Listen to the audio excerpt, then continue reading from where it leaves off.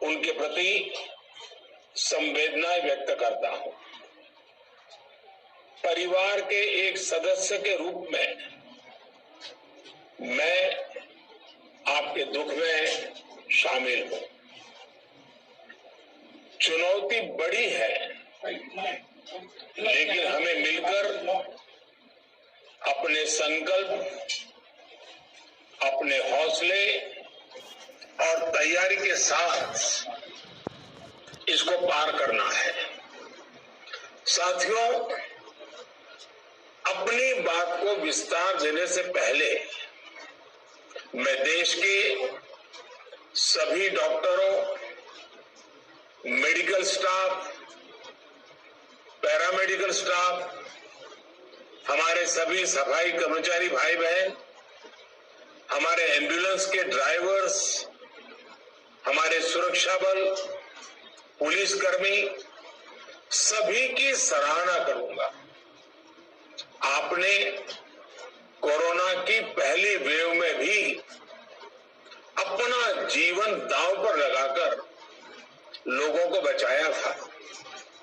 आज आप फिर इस संकट में अपने परिवार, अपने सुख, अपनी चिंता छोड़कर दूसरों का जीवन बचाने में दिन रात जुटे हुए हैं।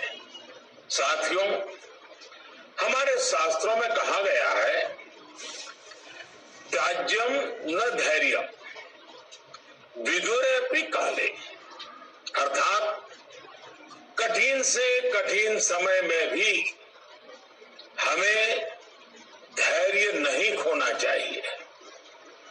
किसी भी परिस्थिति से निपटने के लिए हम सही निर्णय लें, सही दिशा में प्रयास करें, तभी हम विजय हासिल कर सकते हैं। इसी मंत्र को सामने रखकर आज देश दिन रात काम कर रहा है। बीते कुछ दिनों में जो फैसले लिए गए हैं, जो कदम उठाए गए हैं, वो स्थिति को तेजी से सुधारेंगे। इस बार कोरोना संकट में देश के अनेक हिस्से में ऑक्सीजन की डिमांड बहुत ज्यादा बढ़ी है। इस विषय पर तेजी से और पूरी संवेदनशीलता के साथ काम किया जा रहा है। केंद्र सरकार, राज्य सरकारें, प्राइवेट सेक्टर, सभी की पूरी कोशिश है कि हर जरूरतमंद को ऑक्सीजन मिले। ऑक्सीजन प्रोडक्शन और सप्लाई को बढ़ाने के लिए भी कई स्तरों पर उपाय किए जा रहे हैं। राज्यों में नए ऑक्सीजन प्लांट्स हो, 1 लाख नए सिलेंडर पहुंचाने हो, औद्योगिक इकाइयों में इस्तेमाल हो रही ऑक्सीजन का मेडिकल इस्तेमाल हो, ऑक्सीजन रेल हो, हर प्रयास किया जा रहा है। साथियों, इस बार जैसे ही कोरोना के केस बढ़े, देश के फार्मा सेक्टर ने दवाइयों का उत्पादन और बढ़ा दिया है। आज जनवरी फरवरी की तुलना में देश में कमी हुई है। प्रोडक्शन बढ़ाने के लिए हर तरीके से दवाई कंपनियां की मदद ली जा रही है। हम सौभाग्यशाली हैं कि हमारे देश के पास इतना बड़ा मजबूत फार्मा सेक्टर है जो बहुत अच्छी और तेजी से दवाइयां बनाता है। इसके साथ ही अस्पतालों में बेड की संख्या को बढ़ाने का भी काम तेजी से चल रहा है। कुछ शहरों में ज्यादा डिमांड को देखते हुए काम शुरू कर दिया था। हमारे वैज्ञानिकों ने दिन रात एक कशन और एंटरप्राइज की भावना का बेहतरीन प्रदर्शन किया है। वैक्सीन की अप्रूवल्स और रेगुलेटरी प्रोसेसेस को फास्ट ट्रैक पर रखने के साथ ही सभी साइंटिफिक और रेगुलेटरी मदद को बढ़ाया गया है। यह एक टीम एफर्ट है जिसके कारण हमारा भारत के लिए हर तरीके से दवाई कंपनियां की मदद ली जा रही है।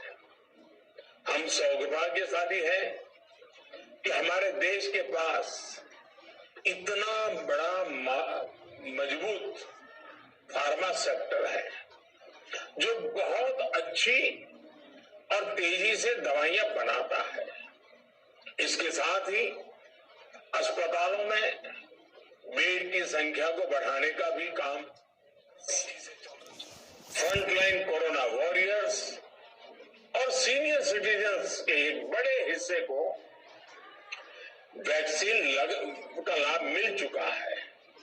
साथियों, कल ही वैक्सीन को लेकर हुए एक और अहम फैसला भी हमने किया है।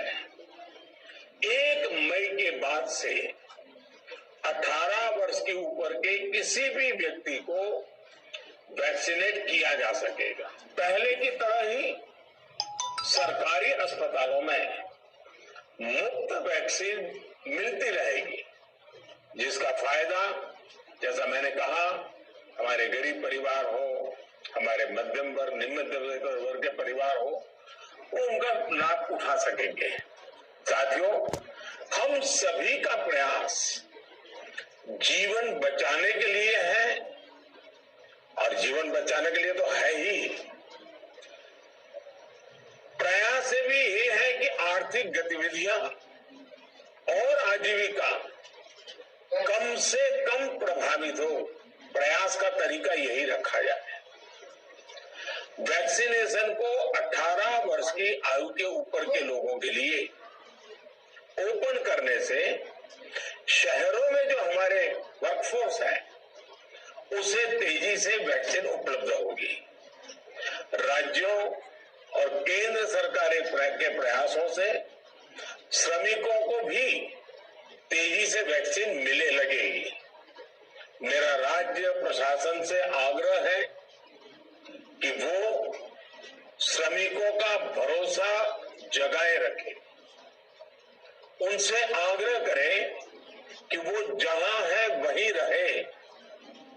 राज्यों द्वारा दिया गया ये भरोसा उनकी बहुत मदद करेगा कि वो जिस शहर में है वहीं पर अगले कुछ दिनों में वैक्सीन भी लगेगी और उनका काम भी बंद नहीं होगा।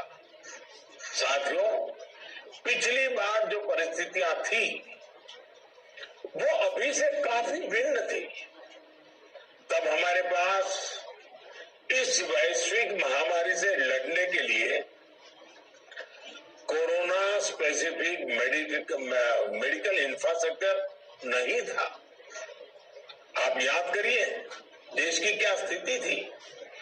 कोरोना टेस्टिंग के लिए पर्याप्त लैब नहीं, पीपीई का कोई प्रोडक्शन नहीं, हमारे पास इस बीमारी के ट्रीटमेंट के लिए कोई खास जानकारी भी नहीं।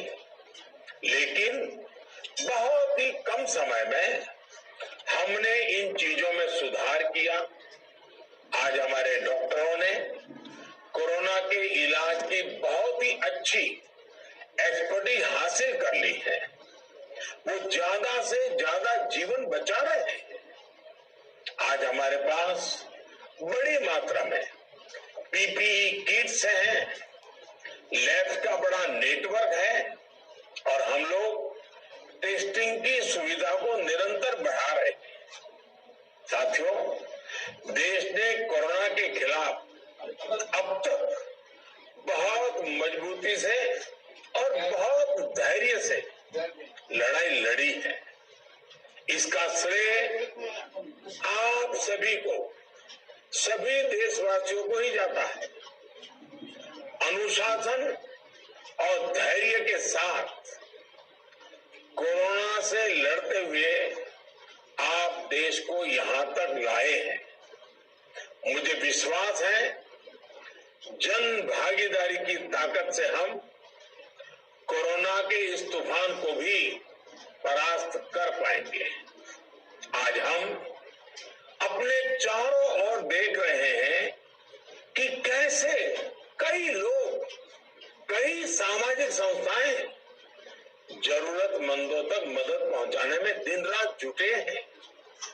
दवाई पहुंचाना हो, खाने या रहने की व्यवस्था करनी हो, लोग पूरे मनोयोग के साथ काम कर रहे हैं। मैं इन सभी के सेवा भाव को आदरपूर्वक नमन करता हूं और देशवासियों से अपील करता हूं कि अधिक से अधिक मात्रा में इस संकट की घड़ी में देशवासी आगे आए और जरूरतमंदों तक मदद पहुंचाए। समाज के पुरुषार्थ और सेवा के संकल्प से ही हम ये लड़ाई जीत पाएंगे। मेरा युवा साथियों से अनुरोध है कि वो अपनी सोसाइटी में, मोहल्ले में, अपार्टमेंट्स में छोटी छोटी कमेटियां बनाकर कोविड अनुशासन पालन करवाने में मदद करें। हम ऐसा करेंगे तो सरकारों को न कभी कंटेनमेंट जोन लगाने की जरूरत पड़ेगी, न कर्फ्यू लगाने की जरूरत पड़ेगी और लॉकडाउन का तो सवाल ही नहीं उठता है, आवश्यकता ही नहीं पड़ेगी। स्वच्छता अभियान के समय देश में जागरूकता फैलाने के लिए मेरे बाल मित्रों ने बहुत मदद की थी। छोटे छोटे बालक, 5वीं, 7वीं, 8वीं, 10वीं में पढ़ने वाले, उन्होंने घर के लोगों को समझाया था, मनाया था। उन्होंने बड़ों को भी स्वच्छता का संदेश दिया था। आज मैं फिर अपने बाल मित्रों से एक बात विशेष तौर पर कहना चाहता हूं। मेरे बाल मित्र, घर में ऐसा माहौल बनाइए कि बिना काम, बिना कारण घर के लोग घर से बाहर न निकले। आपकी जीत बहुत बड़ा परिणाम ला सकती है। प्रचार माध्यमों से भी मेरी प्रार्थना है कि ऐसे संकट की घड़ी में वो लोगों को सतर्क और जागरूक करने के लिए जो प्रयास कर रहे हैं उसे और बढ़ाएं। इसके साथ ही इसके लिए भी काम करें कि डर का माहौल कम हो सके, लोग अफवाह और भ्रम में न आए। साथियों, आज की स्थिति में हमें देश को लॉकडाउन से बचाना है। मैं राज्यों से भी अनुरोध करूंगा कि वो लॉकडाउन को अंतिम विकल्प के रूप में ही इस्तेमाल करें। लॉकडाउन से बचने की भरपूर कोशिश करनी है और माइक्रो कंटेनमेंट जोन पर ही ध्यान केंद्रित करना है। हम अपनी अर्थव्यवस्था की सेहत भी सुधारेंगे और देशवासियों की सेहत का भी ध्यान रखेंगे। साथियों, आज नवरात्रि का आखिरी दिन है। कल रामनवमी है और मर्यादा पुरुषोत्तम श्री राम का हम सभी को यही संदेश है कि हम मर्यादाओं का पालन करें। कोरोना के इस संकट काल में